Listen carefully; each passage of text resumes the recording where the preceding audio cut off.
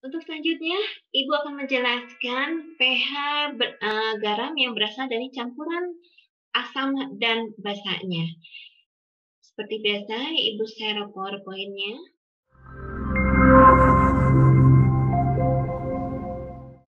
Jadi, selain kamu bisa menghitung konsentrasi garam langsung berdasarkan konsentrasinya, kalian juga bisa menghitung pH garam berasal dari campuran asam dan basanya. Di sini contoh soalnya. Jadi, jika asam dan basa yang dicampurkan itu tidak bersisa, maka yang dihasilkan pasti garam. Jadi semuanya habis bereaksi asam basanya, maka yang dihasilkan adalah garam.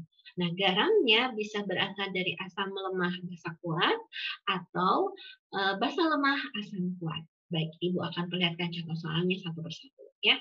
Kita mulai dari campuran garam yang berasal dari basa lemah dan asam kuat. Di sini diketahui volume dan molaritas masing-masing larutannya. Seperti biasa penyelesaiannya yang diketahui di sini adalah volume basa lemah 100 ml dan molaritasnya 0,4 molar. Kemudian juga ada volume asam kuatnya dan molaritasnya juga sama. Nah, kalau misalnya volume sama molaritasnya kedua asam basa sama, ini sudah pasti dia hidrolisis. Tapi tidak selamanya volume dan molaritas sama itu adalah hidrolisis ya. Karena reaksi asam basa itu yang di waktu asam basa di asam basa kalian menghitung asam basa kuatnya. Kalau di sini dari asam lemah perpaduan asam lemah dengan basa kuat atau asam lemah dengan asam kuat dengan basa lemah itu akan menghasilkan garam. Ya, baik. Untuk menjawabnya, kalian harus mencari berapa milimol asam dan basanya. Ya, jadi berdasarkan data volume dan molaritasnya, maka harus kamu cari berapa mol atau milimolnya. Karena di sini milimol, berarti kamu cari milimol. Jadi milimol Na4OH itu ada volume kali molaritas, yaitu 100 dikali 0,4, kita dapat kali 40 milimol. Kemudian untuk asamnya juga sama, di sini 40 milimol karena konsentrasinya sama. Nah, penyelesaian selanjutnya adalah kamu harus membuat bagan keseimbangannya. Jadi tulis reaksinya, yaitu NH4OH ditambah HCl menghasilkan NH4Cl, di sini garamnya, dan air H2O.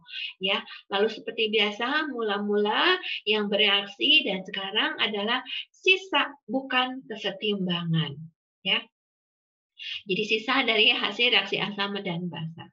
Mula-mulanya, kemudian di sini ada panel zigzag untuk menghubungkan hubungan antara koefisien dengan jumlah molnya. Ya, mula-mulanya di sini tadi 40 milimol untuk basa lemah, kemudian asamnya juga 40 milimol, maka karena koefisiennya sama, maka jumlah milimolnya juga sama, maka yang bereaksinya juga sama, jumlahnya itu 40 milimol untuk NH4OH dan 40 milimol untuk HCl.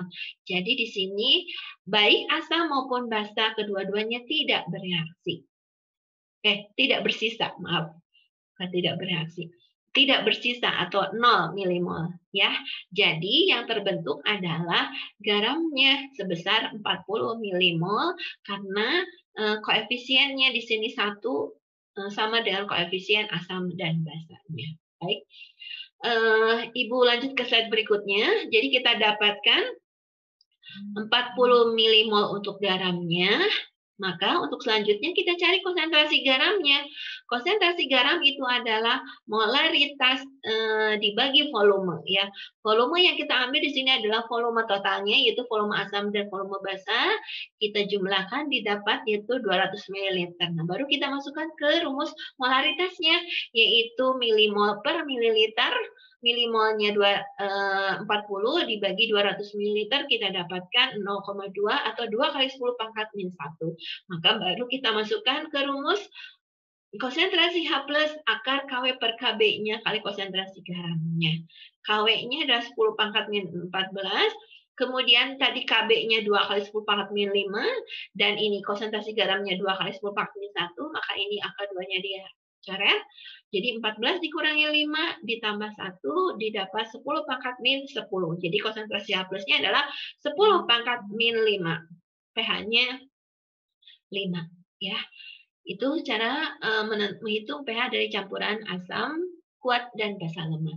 Selanjutnya dari campuran basa kuat dengan asam lemahnya. Di sini ada asam lemahnya CH3COH dengan volume dan molaritasnya juga diketahui, dan basa kuatnya di sini KOH. Ya, kita cari seperti tadi, cari dulu milimolnya.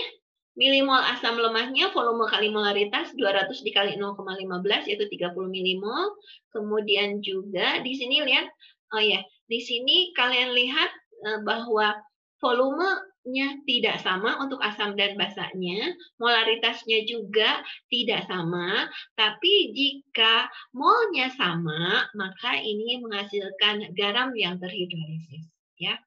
Jadi belum tentu volume sama, molaritas sama, itu menghasilkan garam, tapi kalau milimolnya sama, maka ini juga menghasilkan garam yang terhidrolisis. Baik, kita buat bagian keseimbangannya. Jadi mula-mula yang bereaksi dan sisa.